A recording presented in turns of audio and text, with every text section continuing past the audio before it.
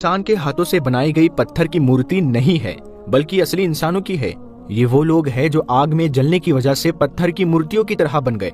सबसे हैरान करने वाली बात यह है कि ऐसे इंसान 4, 5 या 8, 10 नहीं थे, बल्कि पूरा एक शहर। अस्सलाम वालेकुम वरहमतुल्लाहि वबरकातुहू। उम्मीद है आप सब खैरियत से होंगे। मैं भी अल्हम्दुलिल्लाह अल्लाह का लाख लाख शुक्र है साना खैरियत से हूँ। और इंशाअल्लाह जिस वीडियो में रिएक्शन देने आ रहे हैं, नूर हदीस चैनल का नाम है। इनका चैनल का लिंक डिस्क्रिप्शन को दे दूँगा, आप लोगों ने चैनल सब्सक्राइब करिएगा और मेरी वीडियो का एंड तक देखिए। दोस्तों, आज की वीडियो बड़ी इंपॉर्टेंट है, बड़ी दर्दनाक वीडियो है। ऐसी वीडियो है ये कि आप लोग का दिल दहल जाएगा कि अल्लाह का ऐसा दर्दनाक अज़ाब इस कौम पे आया। दोस्तों, अभी आप जो वीडियो देखेंगे उसमें तमाम लोग पत्थर के बने हुए हैं। वो पत्थर के बने हुए 2-4 लोग नहीं, पूरा शहर है। मतलब पूरा शहर में जो भी लोग रहते हों, और वो एक टाइम पे वो शहर इतना कामयाब था, इतना बिजनेसमैन था, समझ लीजिए एक तरीके से। खूब तिजारतें वहाँ पे होती थी, तमाम पैसे वाला था, खूबसूरत था। लेकिन ऐसा क्या गुनाह कर दिया जो अल्लाह ताला ने एक ऐसा अज़ाब उन पर दिया कि वो पूरे लोग जल के पत्थर के बन गए, ये समझ लीजिए। तो आज हम लोग जानेंगे कि वो कौन सा शहर था और ये किसकी कौम थी, और अल्लाह ने ऐसा क्या अज़ाब, मतलब अल्लाह ने ऐसा क्यों अज़ाब इन पे नाजिल किया, इन लोगों ने ऐसा कौन सा गुनाह किया था।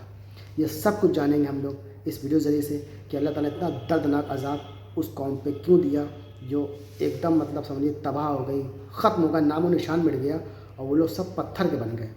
तो आइए जानते हैं इस वीडियो के ज़रिए से। दोस्तों, वीडियो को अंत तक ज़रूर देखिएगा और जितना हो सके इससे इबरत लीजिएगा। दोस्तों, हर चीज़ से इबरत लीजिए कि कोई भी टॉपिक पे वीडियो हो उसको देखिए, समझिए कि वो किस टॉपिक पे वीडियो है, क्या हमारी ज़िंदगी से जुड़ी हुई है या कुछ ऐसा कोई काम है जो हम लोग करते हैं गलत, वो ना करें।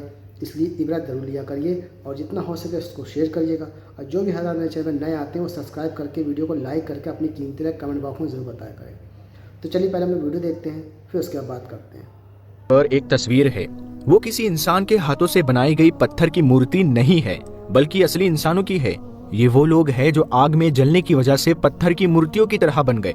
सबसे हैरान करने वाली बात यह है कि ऐसे इंसान 4, 5 या 8, 10 नहीं थे, बल्कि पूरा एक शहर था। इस शहर में 20,000 से भी ज्यादा लोग रहते थे और सभी लोग एक पल में आग से जलकर इस हालत में बदल गए। जी हाँ, ये सही है कि उनमें से ज्यादातर लोगों के शरीर अब गायब हो चुके हैं, लेकिन जो भी शरीर आज मौजूद है वो न सिर्फ चौंकाने वाले हैं बल्कि काफी डराने वाले भी है। दोस्तों, आपके मन में जरूर ये सवाल उठ रहा होगा कि आखिर ये लोग कौन थे जो आग में जलकर पत्थर की तरह बन गए। ये किस जगह के थे, किस जमाने के थे, और ऐसा क्या किया था इन्होंने कि कुदरत ने कुछ ही पलों में इनके पूरे शहर को तबाह बर्बाद कर दिया। और न सिर्फ तबाह बर्बाद किया बल्कि उनके शहर का नाम भी हमेशा हमेशा के लिए दुनिया से मिटा दिया। तो दोस्तों, इन सारे सवालों के जवाब पाने के लिए हम आपको सबसे पहले इटली की ओर लेकर चलते हैं। दोस्तों, 1891 में इटली के एक सूने बंजर इलाके में एक किसान रहा करता था। ये इलाका इतना सूखा था कि दूर दूर तक पानी का नामो निशान तक न था। आखिरकार एक दिन उस किसान ने ठान लिया कि वो किसी भी हालत में अपने इलाके में पानी का कुआं खोदेगा। उसने नामुमकिन को मुमकिन बनाने के लिए मेहनत शुरू कर दी। बहुत गहरी खुदाई करने के बाद भी पानी तो नहीं मिला, लेकिन एक ऐसी खोज जरूर हाथ लगी जिसने सबको चौंका दिया। किसान की इस खुदाई से एक पूरा शहर सामने आ गया, वो भी ऐसा शहर जिसकी एक्सपर्ट्स को कई सालों से तलाश थी। उस शहर का नाम था पोम्पई। ये वही पोम्पई था जो रोमन हुकूमत के दौर में दुनिया के सबसे तरक्की वाले शहरों में से एक माना जाता था। ये शहर जितना खूबसूरत और दिलचस्प है उतना ही डरावना भी है। इतिहास लिखने वालों के हिसाब से इस शहर को आज से करीब 2700 साल पहले बसाया गया था, यानी हजरत ईसा अलैहिस्सलाम के आने से भी 700 साल पहले। शुरुआत में ये शहर किसी आम शहर की तरह ही था, खास तरक्की नहीं थी। लेकिन धीरे धीरे वक्त के साथ शहर की हालत बदलने लगी और हुकूमतें भी बदलती गई। फिर एक ऐसा दौर भी आया जब पोम्पई शहर दुनिया की सबसे ताकतवर सल्तनतों में से एक रोमन हुकूमत के कब्जे में आ गया। जैसे ही पोम्पई शहर रोमन हुकूमत के कब्जे में आया, मानो उसकी किस्मत ही बदल गई। कुछ ही समय में ये शहर दुनिया के सबसे तरक्की वाले शहरों में गिना जाने लगा। उस वक्त पूरे रोमन हुकूमत में कोई भी शहर व्यापार के मामले में पोम्पेई का मुकाबला नहीं कर सकता था। पोम्पई में व्यापार इतनी तेजी से बढ़ चुका था कि दुनिया के दूर दराज के हिस्सों से लोग यहाँ कारोबार करने और अपने मौके आजमाने आते थे। व्यापार की बढ़त ने पोम्पई को रोमन हुकूमत के सबसे बड़े शहरों में शामिल कर दिया था। लेकिन दोस्तों, ये जानकर आपको हैरानी भी होगी और झटका भी लगेगा कि पोम्पई के लोग आखिर किस तरह का बिजनेस करते थे। क्या ऐसा बिजनेस था जिसने उन्हें इतनी तेजी से दुनिया के सबसे अमीर लोगों में शामिल कर दिया? तो हम आपको बता दें कि पोम्पई के हर इंसान का बिजनेस जिस्म फरोशी था, यानी वो इसी व्यापार से अपनी कमाई करते थे। ये शहर जिस्म फरोशी में इस हद तक डूब चुका था कि यहाँ का हर शख्स, चाहे वो बूढ़ा हो या छोटा बच्चा, इस गंदे धंधे से बचा नहीं था। शहर की हालत ये हो गई थी कि यहाँ रहने वाला हर शख्स, चाहे वो अपनी मर्जी से हो या मजबूरी में, इस गंदे काम का हिस्सा बन चुका था। पोम्पई के हालात इतने बिगड़ चुके थे कि हर दूसरे घर को कोठे के रूप में इस्तेमाल किया जाता था। यहाँ के लोग दूर दराज के इलाकों से जवान लड़कियों को खरीद कर लाते थे और उन्हें इन कोठों पर काम करने के लिए मजबूर किया जाता था। अगर हम ये कहें कि इस शहर की पूरी अर्थव्यवस्था इसी धंधे पर टिकी हुई थी तो गलत नहीं होगा। इस गंदे व्यापार में सिर्फ आम लोग ही नहीं बल्कि महल के वजीर, जनरल, गवर्नर और सिपह सालार तक शामिल थे। पोम्पई शहर में रोमन साम्राज्य के वजीर और जनरल या तो किसी कोठे के मालिक थे या खुद ही इस गंदे धंधे में डूबे हुए थे। सिर्फ मर्द ही नहीं बल्कि शाही महल में रहने वाली औरतें भी इस गंदे व्यापार से बची नहीं थी। बड़े बड़े वजीरों और जनरलों की बीवियां भी इसमें शामिल थी।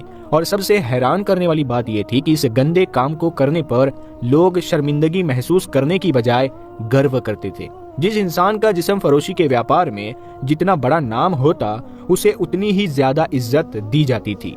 ये दुनिया का पहला ऐसा शहर था जहां नहाने के लिए ऐसे बाथरूम बनाए गए थे जिनमें मर्द और औरतें एक साथ नहा सकते थे, यानी ये बाथरूम कम और बरोथेल ज्यादा थे। दोस्तों, इस शहर में सैकड़ों छोटे बड़े बरोथेल्स होने के बावजूद एक बड़ा बरोथेल भी बनाया गया था जो शहर के बिल्कुल बीच में था। ये शहर का सबसे बड़ा बरोथेल था जिसे 1-2 मंजिला इमारत में बनाया गया था। इसकी निचली मंजिल आम लोगों के लिए थी जबकि ऊपरी मंजिल खास तौर पर शाही परिवारों के लिए थी। जब भी उस ऊपरी मंजिल पर महफिलें सजती तो अय्याशी की सारी हदें पार कर दी जाती थी। यहाँ तक कि उन महफिलों में भाई बहन जैसे पाक रिश्तों का भी कोई ख्याल नहीं किया जाता था। दोस्तों, इस शहर की खुदाई के दौरान खंडहरों की दीवारों पर जो तस्वीर मिले हैं वो वाकई चौंकाने वाले हैं। इतनी अश्लील तस्वीरें थी कि कोई भी इज्जतदार शख्स उन्हें देखकर तुरंत अपनी आंखें ढक लेगा। ये शहर जो गंदे धंधे से बेहिसाब तरक्की कर चुका था, एक ज्वालामुखी पहाड़ के पास बसा हुआ था जिसका नाम वेसुवियस था और जो आज भी इटली में मौजूद है। एक खतरनाक ज्वालामुखी के इतने करीब बसे होने के बावजूद इस शहर के लोगों को इसका जरा सा भी डर नहीं था। इसके बजाय वो हमेशा अपनी रंगीन मौज मस्ती और अय्याशियों में ही डूबे रहते थे, क्योंकि उनका यह ख्याल था कि जब 700 सालों में कुछ नहीं हुआ तो आखिर अब क्या हो सकता है। लेकिन दोस्तों, भला कुदरत के कहर से कौन बच सका है? और जाहिर है इस शहर में बुराइयों का पानी अब सर से ऊपर जा चुका था। सन 80 ईस्वी में एक दिन पोम्पई शहर में रहने वाले सारे लोग हर दिन की तरह ही अपनी अय्याशियों और रंगरलियों में मस्त थे। लेकिन फिर अचानक से कुदरत ने अपना कहर दिखाया और पास ही में मौजूद वो ज्वालामुखी का बड़ा सा पहाड़ बड़ी जबरदस्त तरीके से फट गया और उस ज्वालामुखी से बड़ी तेजी के साथ लावा और आग निकलना शुरू हो गई। पोम्पई शहर के आसमान में धुआं और आग के सिवा कुछ नजर नहीं आ रहा था। चंद मिनटों के अंदर ही पोम्पई शहर में रहने वाले लगभग 20,000 से भी ज्यादा लोग मौत की गहरी नींद सो गए थे।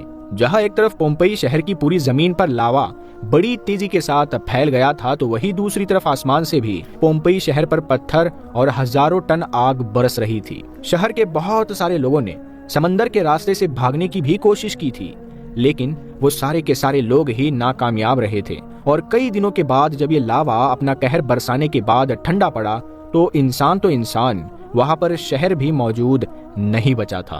पोम्पई शहर की जगह अब सिर्फ और सिर्फ एक बंजर मैदान था, जिस मैदान के ऊपर कई हजार टन राख के अलावा कुछ नजर नहीं आ रहा था। दोस्तों, फिर ये शहर हमारी इस दुनिया से लगभग 1500-1600 साल लगातार गायब रहा। लेकिन क्योंकि बहुत से हिस्टोरियन ने इस शहर का जिक्र किया था तो इसलिए एक्सपर्ट इसमें बहुत ज्यादा दिलचस्पी रखा करते थे। और आखिरकार बड़ी मेहनत के बाद लगभग 16 या 1700 साल के बाद अचानक से एक्सपर्ट इस शहर को ढूंढने में कामयाब हो गए। अभी तक इस शहर के आधे से ज्यादा हिस्से को खोज लिया गया है और अभी भी खुदाई का काम जारी है। हैरानी की बात यह है कि खोजे गए इस नए शहर में आज भी बहुत सारे बरोथेल और घर के अंदर किचन, बाथरूम जैसी चीजें साफ तौर पर देखी जा सकती है।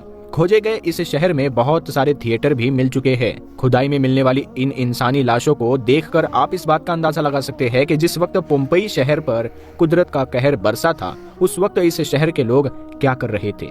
दोस्तों, बहुत से लोग ये भी दावा करते हैं कि पोम्पई शहर में रहने वाली जिस कौम पर कुदरत का ये अजाब आया था, वो कौम अल्लाह के नबी यानी हजरत दाऊद अलैहिस्सलाम की कौम थी, क्योंकि यहूदी, ईसाई और मुस्लिम धर्म के अकॉर्डिंग प्रॉफिट दाऊद अलैहिस्सलाम की कौम पर भी अल्लाह का अजाब आया था और उन पर भी ये अजाब उन्हीं गलत कामों की वजह से आया था, जो गलत काम पोम्पई शहर में रहने वाले लोग किया करते थे। लेकिन आपको बताते चले कि प्रॉफिट दाऊद अलैहिस्सलाम की कौम और पोम्पई शहर में रहने वाले लोग ये दोनों अलग अलग है, क्योंकि इन दोनों कौमों के बीच दौर में बहुत लंबा फासला है। और फिर पोम्पई शहर की बर्बादी तो सन 80 ईस्वी में यानी हजरत ईसा अलैहिस्सलाम से भी बाद में हुई।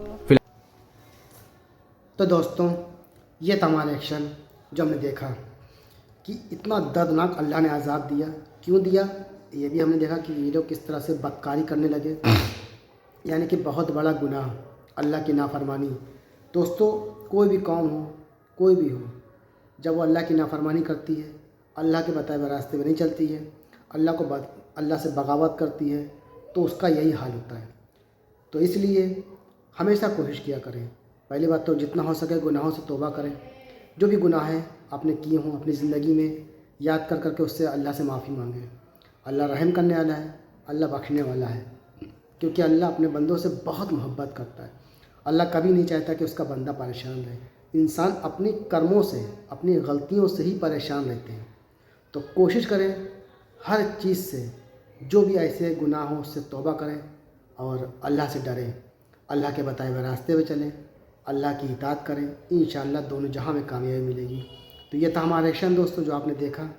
हम मिलेंगे आपसे नेक्स्ट वीडियो में, तब तक के लिए अस्सलाम वालेकुम व रहमतुल्लाहि व बरकातहू।